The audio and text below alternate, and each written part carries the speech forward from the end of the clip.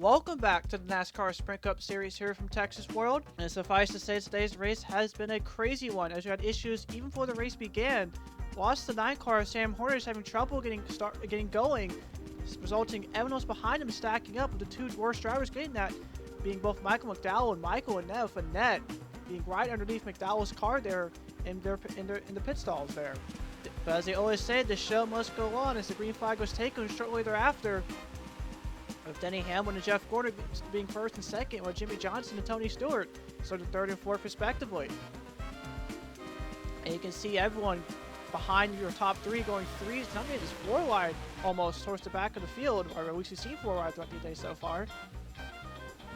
And Denny Hamlin in the turn number 3 barely clears Jimmy Johnson to take the lead, and throughout the majority of the early portion of this race, Hamlin was the driver to beat. But then, as we started to approach the midway portion here at Texas World, his teammate Matt Kenseth managed to take the lead away from Hamlin. And Kenseth was able to force his teammate to the outside of the track, while Kenseth maintained the inside lane, which has been the dominant lane throughout the entire race so far here today. And you can see going into turns 3 and 4, the clean Matt Kenseth making a clean pass on his teammate for the lead. And speaking of Denny Hamlin, unfortunately, with him being stuck in the outside lane, he got trapped by the lap car of Bobby Labonte. And you can see Labonte coming down to block Hamlin. Definitely imagine the 11 team wasn't too happy about that, and that really stacked up a lot of the field, allowing Kenseth to extend this lead that was until this rather bizarre incident happened. So this was under green flag pit stops. Matt Kenseth doing a typical stop here of 4 tires. And it looked like at first, okay, it seemed to be a normal pit stop. Kenseth has the second stall. He's in a great position, has a great pit stop. He's ahead of Jeff Gordon, but then this happens as both the 20 and 24 go back onto the racetrack. Gordon gets into the 20 car, spinning into turn number 1, causing a caution, but then Josh Wise in the 35 rams Matt Kenseth, sending a barrel one, but then there's Jimmy Johnson, Tony Stewart, Hamlin, Boyer, and others getting involved in this vicious wreck. Thank you for everyone involved in that. They were released from the Infield Care Center and are okay. But back to the racing here. Dale Earnhardt Jr. restarts as the leader and easily takes it away from defending champion Kevin Harvick and the 55 for David Reagan. And I'm sure the sold-out crowd not only loved that restart from Jr., but also loved the fact that Jr. was the driver to beat throughout the second half of this race. And just as both Harvick and Gordon are catching up, rookie Ryan Blaney blows an engine, causing a late race caution, forcing everyone back down the pit road, including the top 3.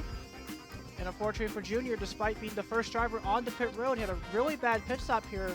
See Kyle Larson getting into Jimmy Johnson's vacant pit stop there, as well as holding up the 23 of JJ Yearly. But Junior took a very long time in this pit stop, cost him so much time on the racetrack, and Junior's going to restart below the top 10 because of that.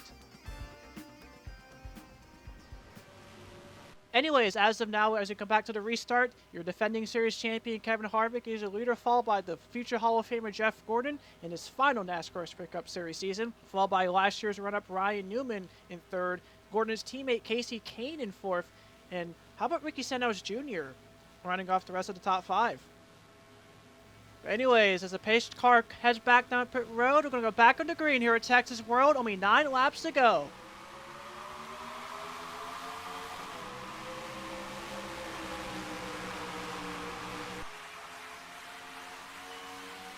A great restart for Kevin Harvick on the inside lane through turns 1 and 2. As I mentioned during the recap, that is the place to be here. That has been the place to be here throughout the entire race, and Harvick took advantage of that.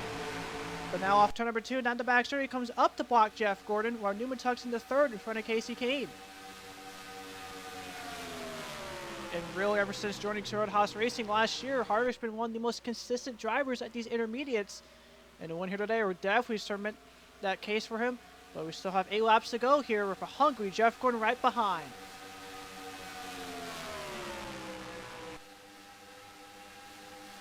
Gordon really closing in, but here comes Ryan Newman, also looking to the inside to 24 into turn number 1.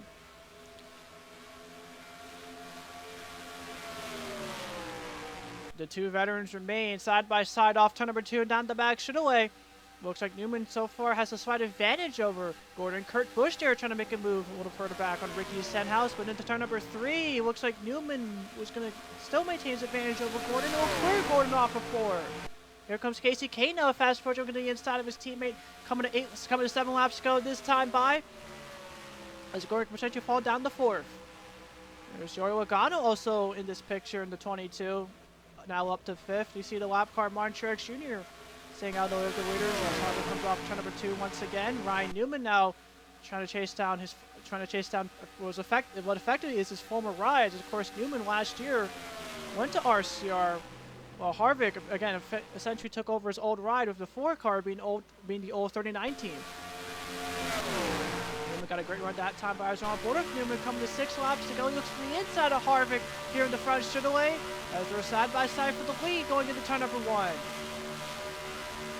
Harvick on the outside lane maintains the advantage even despite Newman being on the inside. Harvick trying to come down to block Newman off of turn number 2. There's not enough room to do so at that moment, as here's Gordon once again side by side of Newman right behind Harvick, as now Newman will tuck in the 3rd. Casey Kane looking the inside of the 31.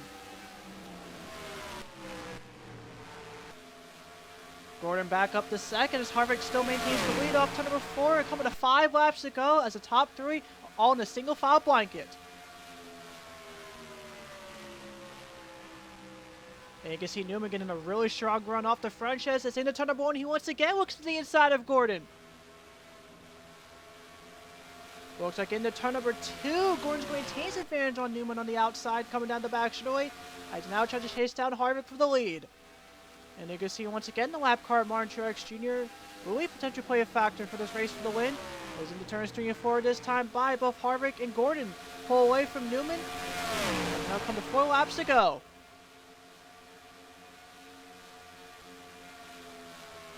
Harvick and Gordon are some of the best drivers in the business, both former Cup Series champions. And here's Gordon looking to the inside of Harvick into turn number 1. This time around, Harvick's not going to be forced up to the outside. Gordon on the inside, these two remain side by side down the back straightaway. And with these two being side by side, that puts Ryan Newman right back in this, as well as Casey Kane into turn number 3. With both Harvick and Gordon still being side by side. Newman tucking into the inside lane. And you see Harvick getting a strong run off the outside there, but there's going to be no mess for the inside line. Off for turn number 4 with Jeff Gordon clearing Harvick for the lead. 3 laps to go this time by. And with Harvick now stuck on the outside lane, he's going to be side by side of Newman for 2nd through turns 1 and 2. With Harvick trying to drive it in there on the outside lane. Both maintain 2nd to get another jab at the lead. But instead, Gordon's going to maintain the lead, while both Harvick and Newman remain side by side for 2nd. And you saw there in the background, Casey Kane maintaining 4th in the 5 car, while the 41 of Kurt Busch is now inside this top 5, making this an all Chevy top 5, with all but one of them being powered by Hendrick engines. But perhaps Hendrick's best ever driver is just 2 laps away from potentially winning here in this final ever season. Looks like into turn number 1, Newman's finally going to clear Harvick for 2nd, as with Casey Kane and Kurt Busch now fast approaching. Harvick potentially lose even more spots with just a lap and a half to go.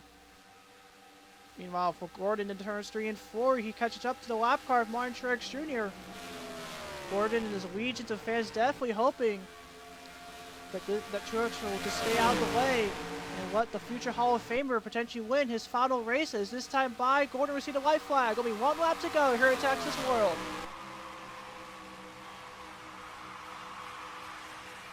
Well, less than a year ago at the other Texas track over in Fort Worth at Texas Motor Speedway, that Gordon got into it with Brad Keselowski, completely hampered his chance to win a 5th championship. Well, with just a half a lap to go, if he wins and maintains his ground, he will block himself into the chase and have another chance for the drive for 5. Looks like he will do it off of turn number 4. Jeff Gordon, the future Hall of Famer in his final season, will see the checkered flag and win here today at Texas World. And what a drive for the future Hall of Famer of Jeff Gordon, as he proves that even his final season, he's still one of the best out there and can go toe-to-toe with 2 of the best drivers from the previous season. We're, of course, got to look at the replay to see how Gordon managed to get around Harvick and ultimately win this race. So this is coming to 4 laps to go, on lap number 83. See, Gordon's following right behind Harvick's line. He gets that run into turn number 1, looks to the inside of Harvick. And like I said during the recap, the inside lane has been the best place to make passes for the entire day. And Gordon absolutely took advantage of that as he remained side by side with Harvick on the inside down the back straight, essentially forcing the 4 car up to the outside of the track. And with help from Ryan Newman there, with Newman moving down to the inside, Gordon was able to not only maintain the inside lane, but eventually clear Kevin Harvick off of 4 as the field came to 3 laps to go this time by.